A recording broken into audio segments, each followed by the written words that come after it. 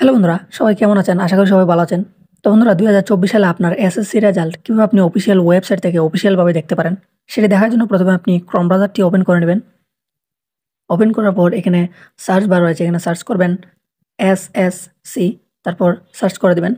Search করার পর এখানে দেখুন অফিসিয়াল একটা ওয়েবসাইট চলে আসছে, এই যেটা। এটাতে লেখা আছে দেখুন www.educationboardresult.gov.bd।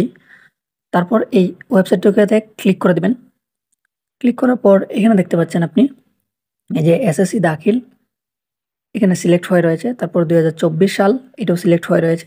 তারপর এখানে আপনি সিলেক্ট বোর্ড, আপনার এখানে বোর্ড সিলেক্ট করবেন। আপনি যে বোর্ডে থাকেন, ঢাকা, কুমিল্লা, চট্টগ্রাম, বরিশাল বা সিলেট, যেখানে আপনি থাকেন আপনি সিলেক্ট করে নেবেন। তারপর আপনার রোল নাম্বার দিবেন এই করে। তারপর এখানে আপনার রেজিস্ট্রেশন নাম্বার দিবেন। তারপর এখানে দেখতে পাচ্ছেন ৬+৭ যত হবে ঠিক এই ঘরটাতে বসিয়ে দিবেন।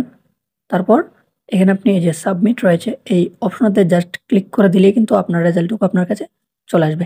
কোনো ধরনের ত্রুটি থাকবে না। জাস্ট অফিসিয়ালভাবে আপনার রেজাল্টটুকু আপনার কাছে চলে আসবে। বন্ধুরা, আশা করি বুঝতে পেরেছেন। যদি ভিডিওটি ভালো লাগে অবশ্যই লাইক করবেন। ভিডিওটি শেষ পর্যন্ত দেখার জন্য ধন্যবাদ। সবাই ভালো থাকবেন।